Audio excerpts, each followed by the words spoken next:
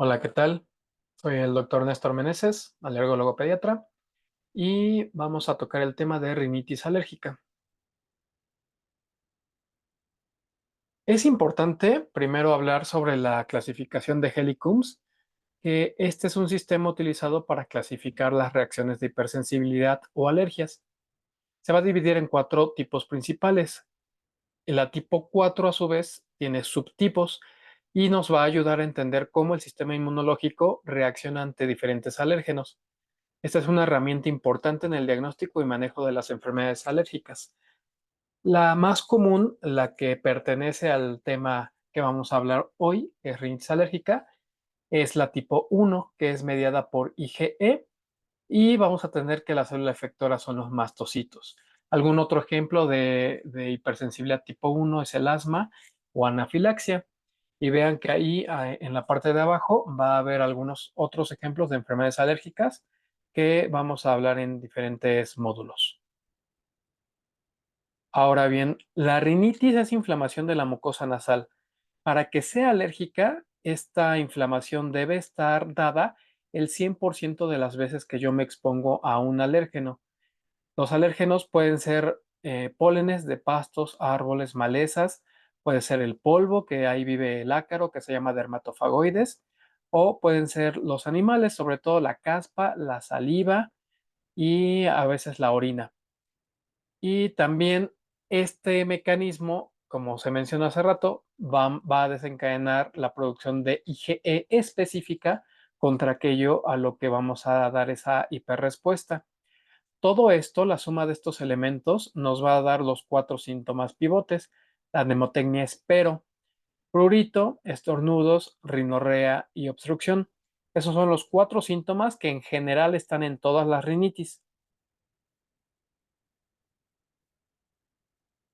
Ahora, esta inflamación debe cumplir con estos criterios.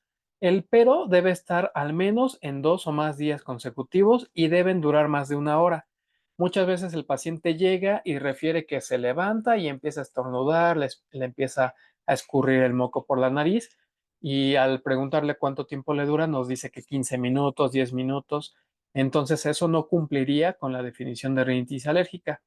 También es importante siempre preguntar si está asociado a una respuesta IG. No le vamos a preguntar de esa forma al paciente, sino vamos a referirnos si cada vez que se expone a algún parque, cada vez que hacen la limpieza en la casa o cuando está cerca de algún animal, si ellos no tienen esa mascota en casa, acuden a la casa de algún familiar, algún amigo que tenga algún gato, algún perro, y ahí es donde presentan los síntomas, ahí aumenta la probabilidad de que sí se trate de una rinitis alérgica. Esta enfermedad va en aumento en todo el mundo. En general, todas las enfermedades alérgicas han ido aumentando en el número de casos nuevos, que es la incidencia, y es un problema de salud pública. Sí, sí conlleva gastos. Hay pacientes, sobre todo los pediátricos, que tienen ausentismo escolar y los adultos pueden tener alteración en la calidad de vida y faltar al trabajo. Es importante clasificar la rinitis alérgica. Para ello usamos esta clasificación que es de la Guía Española para el Manejo del Asma, GEMA por sus siglas. En esta es una guía que sí, obviamente se enfoca más en asma, pero sí toca el tema de rinitis y me gusta más que otra clasificación que se llama, bueno, que es de la guía ARIA, que es así, es exclusivamente de rinitis, porque aquí divide en 3 puntos la gravedad de la rinitis, en leve, moderada y grave. ARIA la divide en leve, moderada como una sola y grave como la siguiente. Entonces, primero, según su duración, vamos a tener que la rinitis se puede dividir en intermitente y persistente. Es intermitente cuando los síntomas duran menos de 4 días o menos de 4 semanas consecutivas. Y es persistente cuando dura más de 4 días y más de 4 semanas consecutivas. Vean que en intermitente es una o la otra. Y en persistente las dos condiciones deben estar presentes para decir que es persistente. Y según la gravedad vamos a tomar en cuenta 4 elementos: alteración del sueño, afectación de las actividades cotidianas, afectación de las tareas escolares o laborales y los síntomas si son molestos o no. Prácticamente esto se engloba en que se afecta o no la calidad de vida. Leve es que no afecta la calidad de vida, moderada es que hay hasta 3 de los puntos anteriores y graves que están los 4 puntos presentes. Hay varios tipos de rinitis, entonces sí hay que aclararle al paciente que rinitis quiere decir inflamación de la mucosa nasal y vamos a buscar la causa de esa inflamación. Aquí en este tema, pues nos toca hablar de la alérgica, pero también hacerle énfasis al paciente que existen rinitis infecciosas, que estas pueden estar dadas por microorganismos, ocupacionales, que cada que se expone al lugar de trabajo tiene los síntomas. En el ámbito pediátrico, cada vez que van a la escuela o se desarrollan en una actividad y ahí están los síntomas presentes.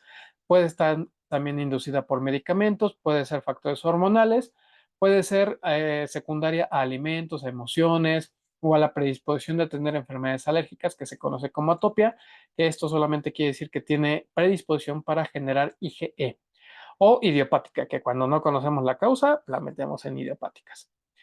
Entonces, hablando de la rinitis infecciosa, que sepa el paciente que la mayoría de los casos es una causa viral, casi el 85-90% de los casos, que no necesita tratamiento con antibiótico y el porcentaje restante se debe puede ser a una bacteria y que ahí sí habrá que valorar la necesidad de antibióticos, que esa podría ser como la causa más común en pediatría.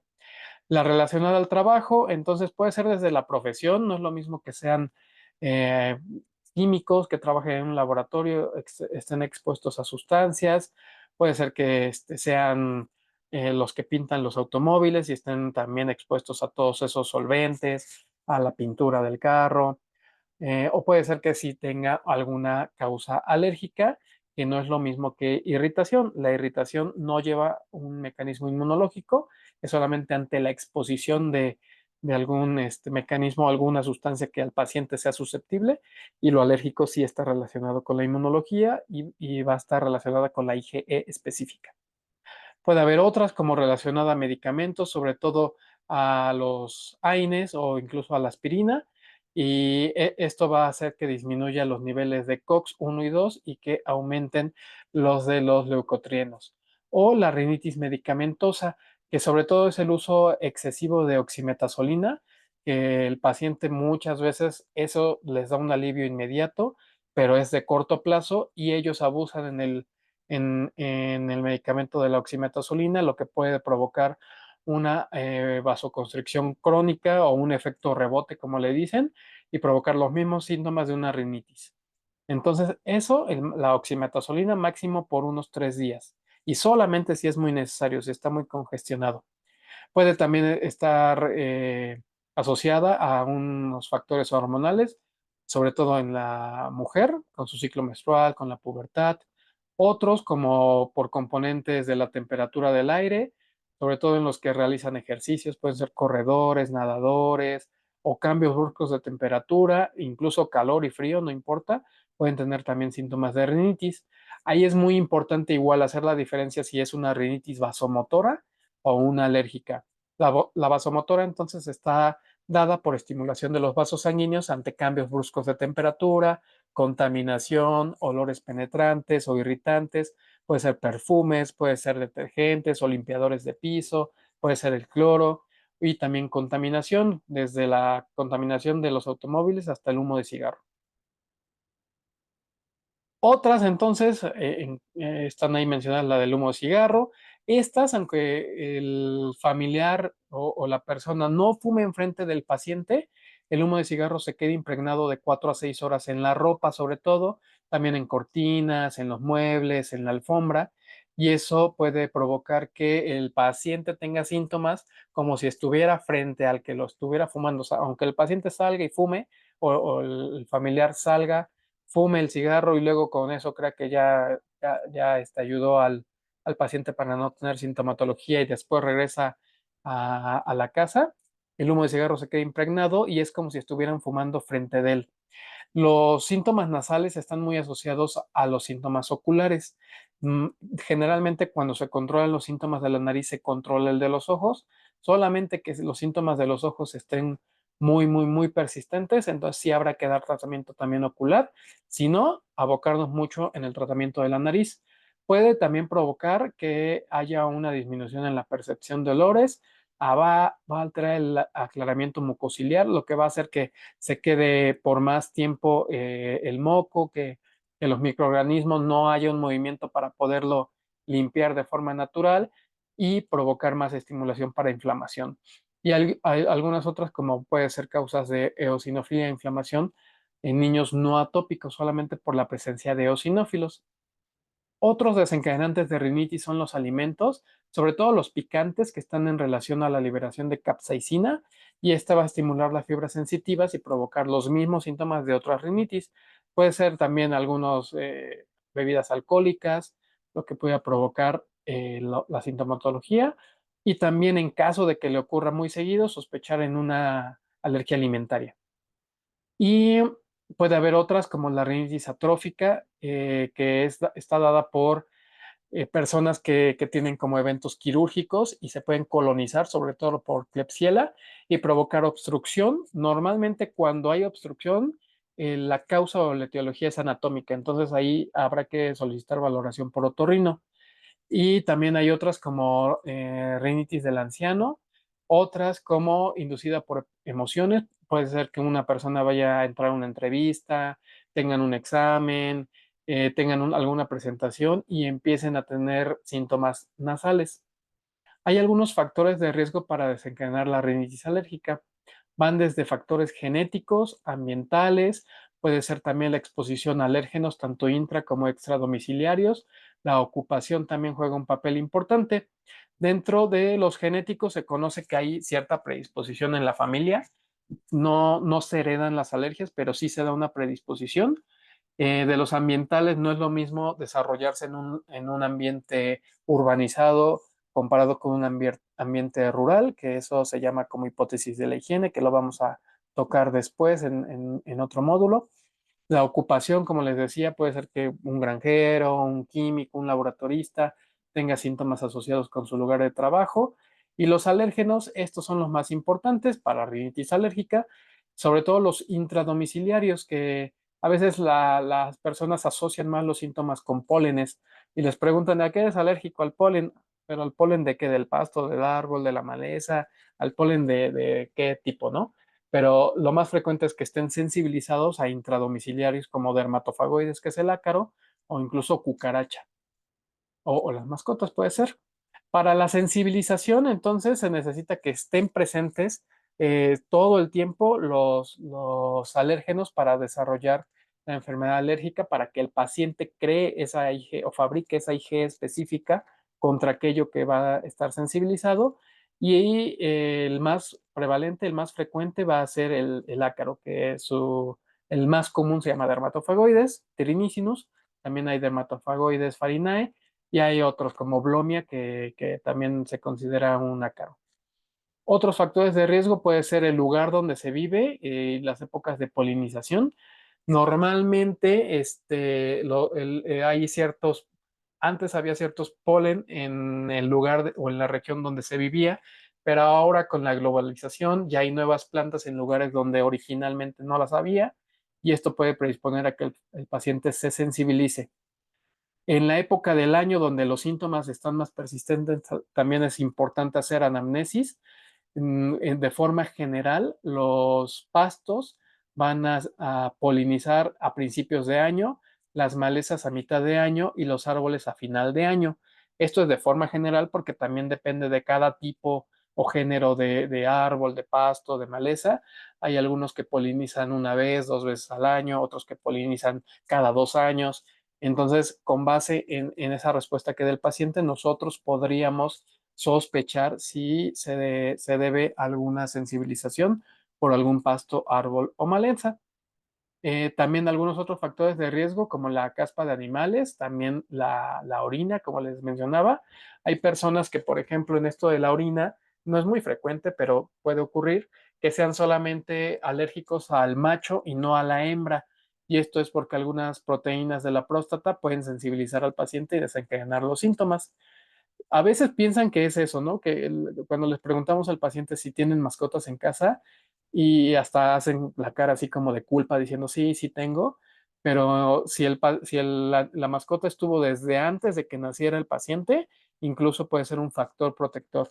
Esto se ha visto si la familia tiene un animalito en casa desde antes de nacer hasta máximo 6 meses de vida, pudiera ser un factor protector para que no desencadene alergia contra esa mascota. Y lo contrario, si la mascota llega después de los 6 meses de vida, ahí sí lo puede predisponer a que sea más fácil que desarrolle una alergia a esa mascota. Luego, también la ocupación, si están en contacto con roedores, con ratas, con caballos, con ponis, pudieran también sensibilizarte a ellos. Hay personas que, no sé, practican la equitación y sí pueden estar sensibilizados y se deben incluir en las pruebas alérgicas. También algunas otras es la humedad. Ahí se pueden sensibilizar a hongos y existen pruebas para determinar a qué hongos son sensibles, pero normalmente no se puede iniciar el tratamiento específico que es la inmunoterapia, la llamada vacuna contra las alergias. Normalmente no se indica inmunoterapia contra hongos, pero sí hay casos en donde se pudiera, muy particulares, donde se pudiera indicar. Algunos otros, como la presencia de insectos en casa, sobre todo la cucaracha. Se dice que si vemos una cucaracha durante el día, la probabilidad de que haya muchísimas más escondidas que salen en la noche es muchísima y podríamos estar sensibilizados a ellos. Los contaminantes también, se dice que también solamente por el hecho de vivir en la Ciudad de México, todos ya somos fumadores pasivos por las grandes cantidades de contaminación que hay. El humo de cigarro obviamente va a alterar la mucosa mucociliar y esto es parte de la fisiopatología. La fisiopatología se va a dar por fases. Hay una primera fase que es la sensibilización. Entonces, esto quiere decir que nosotros nacemos sin alergia y conforme vamos conociendo nuestro entorno, nuestro medio ambiente, pudiéramos desencadenarlas. El cuerpo entonces va a reconocer si es, pongamos de ejemplo, un perro, ¿no? Si es la primera vez que yo conozco a un perro en la vida, el sistema inmunológico reconoce sus proteínas y puede tomar una decisión, irse hacia la vía de la tolerancia o hacia la vía de las alergias. Para ello, entonces, en el caso de la rinitis alérgica, los pólenes van a llegar a través de la mucosa nasal, los vamos a inhalar, van a estar en contactos con el epitelio nasal y vamos a tener células presentadoras de antígenos que van a captar esas proteínas en este caso es un diente de león, el ejemplo, y entonces ahí es cuando se va a dar el primer reconocimiento que se conoce como sensibilización. Entonces aquí tenemos una célula presentadora que pueden ser macrófagos, células dendríticas, células de Langerhans, que va a captar, a internalizar a esa proteína, puede ser a través de pseudópodos, hay otros mecanismos también que puede atravesar a través de las células del epitelio o hay, sobre todo a nivel gastrointestinal, las proteínas a través de unas células que se llaman M, atravesar directamente.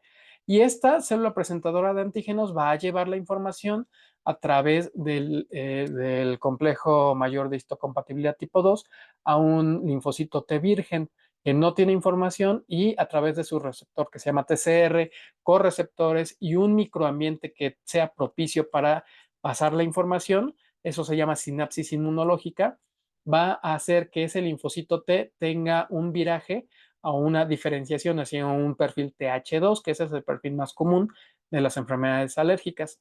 Ese linfocito T con esa nueva información va a desarrollar un receptor que sea específico con la información que le mandó la célula presentadora y la va a llevar hacia un linfocito B.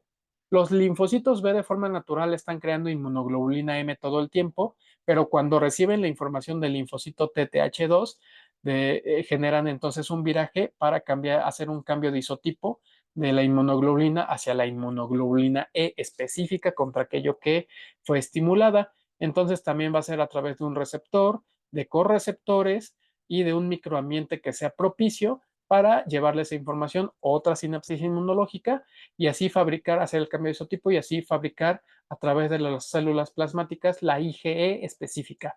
Una vez creada la IgE específica contra el diente de león en este ejemplo, va a venir la siguiente fase. Estas IgE entonces se van a unir hacia los mastocitos, hacia los basófilos y van a estar en espera de un segundo estímulo. Cuando llegue una segunda exposición, tercera, cuarta exposición hacia aquello que ya estamos sensibilizados, como ya tenemos los receptores específicos, la Ig específica unida a los mastocitos o basófilos, ahí sí va a reaccionar las células y como ya están cargadas de mediadores inflamatorios, van a degranular y van a llevar esa información al epitelio nasal, lo que se va a traducir en los síntomas nasales, el pero, ¿no? Prurito, estornudo, rinorrea y obstrucción. El mediador más frecuentemente relacionado es la histamina, por eso uno de los medicamentos más populares son los antihistamínicos, pero también tenemos otros como las prostaglandinas, los leucotrienos o algunas interleucinas que también nos van a provocar la sintomatología. Eso nos va a llevar a una respuesta temprana que, como les decía, está clínicamente traducida por el pero. Entonces, eso quiere decir que no podemos desarrollar síntomas alérgicos en la primera exposición. Siempre va a ser después de la primera, o sea, la segunda, la tercera, la cuarta exposición. Habrá quienes necesiten como mucha estimulación y puede ser que a la cuarta, a la quinta exposición ya desarrollen las IG específicas suficientes para provocar la degranulación. Si estos síntomas no son controlados, si nosotros no los detectamos a tiempo, no damos el tratamiento, el paciente no se apega, podemos llevar a una fase tardía en donde va a haber activación de eosinófilos y algunas otras citocinas y quimiosinas que van a producir incremento del moco y ese pero se va a ver exacerbado. Y ahí ya no hace falta que estén ante el estímulo que provocó la sintomatología. Ahí pudiera, si es que esta fase persiste, si no se trata a tiempo, llevarnos a una fase que es crónica, en donde ahí sí de plano ya no vamos a necesitar siquiera que estemos cerca del polvo, del gato, del perro, sino que por tanta inflamación que hubo y por mucho tiempo y maltratada, vamos a provocar un remodelamiento de la mucosa nasal, lo que puede llevar entonces a la fase crónica de la rinitis alérgica y tener sintomatología sin presencia del estímulo alérgico. El diagnóstico es fundamentalmente clínico, hay que hacer la historia clínica, una exploración física y dirigida para estos síntomas. Entonces, de la historia clínica, preguntar si tienen el pero, si los síntomas duran más de una hora, si están asociados ante la exposición de algún componente potencialmente alérgico, entonces pueden ser pólenes, polvo, animales, y si está presente, habrá que clasificarla intermitente, persistente, leve, moderada o grave. Para corroborar que sí sea una enfermedad dada por alergia, podemos hacer pruebas cutáneas para identificar cuál componente le está provocando la sintomatología. Esto entonces va a detectar a la IgE específica. También podemos solicitar IgE total, pero esa no nos define alergia, nada más nos habla de la predisposición para poderla presentar, pero la IgE específica, si está en niveles elevados, sí nos dice que está sensibilizado contra algún potencial alérgeno. Y antes se utilizaban retos, reto ocular, reto nasal, que era someter al paciente a la exposición de lo que pensamos que es alérgico, pero actualmente están en desuso por el riesgo de desencadenar reacciones muy graves. Dentro de la historia clínica es muy importante entonces dos o más de los síntomas que duran más de una hora y puede estar o no asociados con síntomas oculares como conjuntivitis. Puede ser también epífora, puede ser prurito ocular y los síntomas que nos alejan de la posibilidad de tener una rinitis alérgica es que sean unilaterales, o sea, no nos va a dar alergia del lado derecho y del lado izquierdo, no. Congestión nasal sin otro síntoma, como les mencionaba, la congestión, las obstrucciones son más frecuentes de alteraciones anatómicas, una rinorrea mucopurulenta, descarga posterior, que tenga moco espeso, que tenga dolor, las alergias no producen dolor, que tenga epistaxis, igual no provocan sangrado, o anosmia. Es muy poco frecuente que un paciente con rinitis alérgica tenga hiposmia o anosmia. Las pruebas para determinar la IgE existen varias. Puede ser PRIC, que esas son las pruebas cutáneas, las más conocidas. Compramos extractos de alérgenos que ya están fabricados y que están internacionalmente avalados y en todo el mundo todos los extractos son del mismo tipo. Hay pruebas prick to prick, esto sobre todo en alimentos. Picamos el alimento y picamos al paciente. Hay pruebas intradérmicas que para rinitis alérgica no se usan y pueden haber pruebas de parche que están asociadas como a un un mecanismo de hipersensibilidad tardía, que esas no están aprobadas, no hay un consenso internacional, por lo cual no se recomienda utilizarlas como para hacer un diagnóstico. Cuando hacemos las pruebas cutáneas, les voy a poner una imagen para poder definirla. Hacemos siempre un control positivo, un control negativo y luego todos los alérgenos y vamos a medir después de 15 a 20 minutos el eritema y la roncha que se provoca. Y si es 3 milímetros por arriba del control negativo, entonces se considera como una prueba positiva y nos va a hablar de sensibilización, no de alergia. Puede ser que yo tenga una prueba positiva contra el perro, pero pasa un perro, lo abrazo, lo acaricio y no me pasa nada. Estoy sensibilizado porque la prueba salió positiva, pero no soy alérgico porque no tengo síntomas. Y también lo contrario, puede que la prueba salga negativa, pero pasa el perro y me provoca síntomas, entonces sí soy alérgico, aunque la prueba esté negativa, ya sean pruebas cutáneas o determinación de IgE específica en sangre, tanto in vitro como in vivo, entonces siempre se le cree más al paciente, o sea, a la clínica, más que a las pruebas. Y se tienen que suspender algunos medicamentos que puedan alterar el resultado. Esta imagen es de la guía de inmunoterapia, que es una guía mexicana, salió en el 2019, si no mal recuerdo.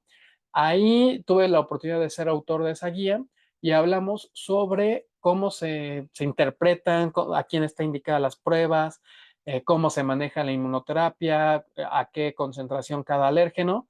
Y en esta imagen o en esta figura se dan ejemplos de cómo interpretar las pruebas. Entonces tenemos el control negativo en el ejemplo 1, control negativo de 1 milímetro y el control positivo hasta el final que es de 5 milímetros.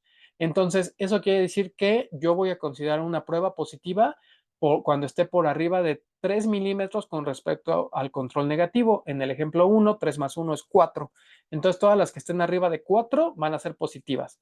El alérgeno 1 tuvo 3 milímetros, el alérgeno 2 tuvo 6 milímetros, por lo tanto, solo está sensibilizado al alérgeno 2. Y vean que el control positivo sí hizo reacción, quiere decir que no hay inhibición por efecto de algún medicamento. En el ejemplo número 2, tenemos un control negativo de 2 milímetros, 2 más 3, 5, entonces todos los que estén por arriba de 5, y el alérgeno 1 y 2 están por arriba de 5, entonces existe sensibilidad. En el ejemplo 3, el control negativo es de 2, serían por arriba de 5, y ninguna de ni el alérgeno 1 ni el 2, entonces se considera una prueba negativa. Y en el 4 no creció ninguna roncha, eso entonces es un falso negativo porque ni siquiera el control positivo prendió. El control positivo generalmente es histamina. Entonces, si no hizo roncha dándole histamina de forma directa, quiere decir que hay efecto de algún medicamento. Puede ser un antihistamínico, puede ser esteroide vía oral, puede ser incluso esteroides de forma tópica en pomadas, que puede inhibir el resultado. Y esta es una tabla que viene también en la misma guía, en donde habla de qué medicamentos son los que hay que suspender, por cuánto tiempo y el nivel de recomendación que dan para que nosotros suspendamos esos medicamentos. También podemos determinar la presencia de IgE específica en sangre con valores por arriba de 0.35 kilunidades por litro. Nos hablan de sensibilización. Estas pruebas son un poquito menos confiables que las pruebas cutáneas. El porcentaje es muy, muy, muy bajito, pero las pruebas cutáneas sí son mucho más confiables.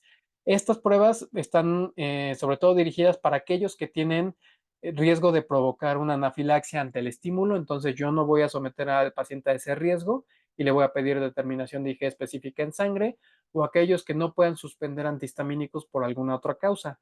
Puede ser que tengan dermatitis atópica muy grave y que estén tomando antihistamínicos de forma rutinaria y no los podemos suspender, o incluso también alteraciones en la piel, igual una urticaria, una dermatitis, la piel puede reaccionar ante cualquier estímulo porque es una piel inflamada y eso puede alterar el resultado de unas pruebas cutáneas. Algunos otros estudios, sobre todo estudios de imagen, no se recomienda realizar en rinitis alérgica, a menos que la sospecha de que sea provocada por algún microorganismo sea muy alta o que haya algún componente anatómico, solamente sería como esa la ruta, pero el alergólogo no las va a solicitar. Si las solicitamos, mejor lo mandamos con quien sospechemos, ¿no? Si se trata de una infección con el infectólogo, si se trata de una alteración anatómica con el otorrino.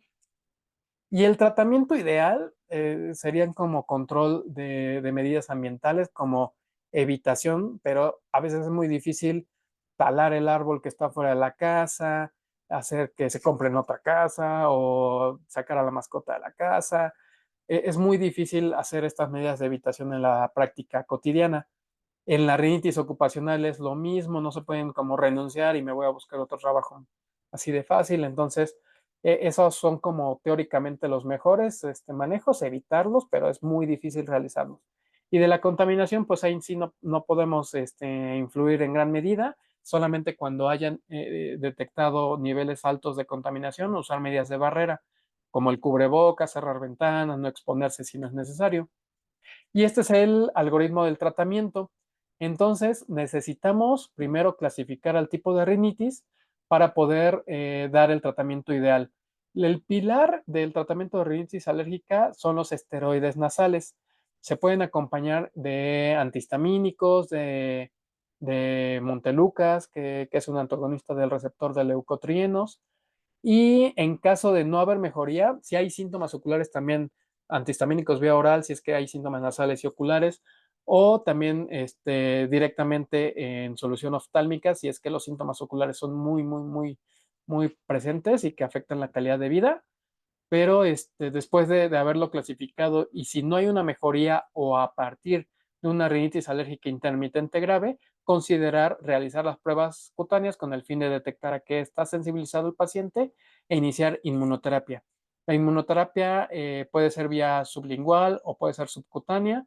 Se debe llevar mínimo por 3 años. Hay algunas indicaciones que se debe llevar por 5 años, sobre todo para abeja o para hormiga, pero en general todas las demás mínimo 3 años, y el fundamento es dar concentraciones cada vez mayores de aquello que salió positivo en las pruebas, con la finalidad de sensibilizar al paciente, disminuir los niveles de IgE específica y aumentar los niveles de IgG4 específica también, que esos van a ocupar a los receptores de IgE, y entonces cuando llegue el estímulo van a estar ocupados esos receptores y no van a provocar o desencadenar la sintomatología. Eso como pues a grandes rasgos, porque pues obviamente es más complejo el mecanismo.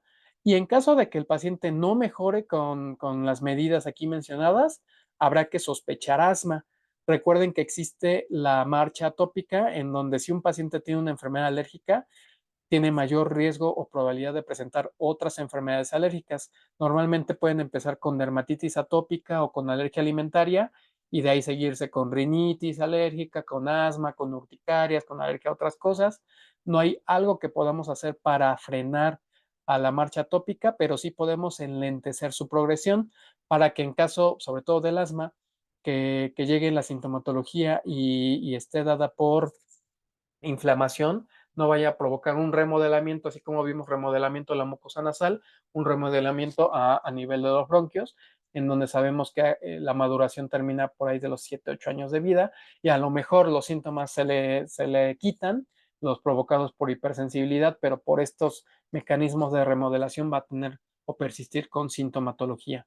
También podemos usar ciclos cortos de esteroide para desinflamar al paciente. Estos pueden ser vía oral, prednisona puede ser a 1 miligramo por kilo por dosis, y depende de la edad, son los días que se van a utilizar. No hace falta hacer un retiro paulatino de los esteroides cuando se usan por menos de 14 días. Y eso sería todo. Bueno, pues muchas gracias por su atención. Saludos.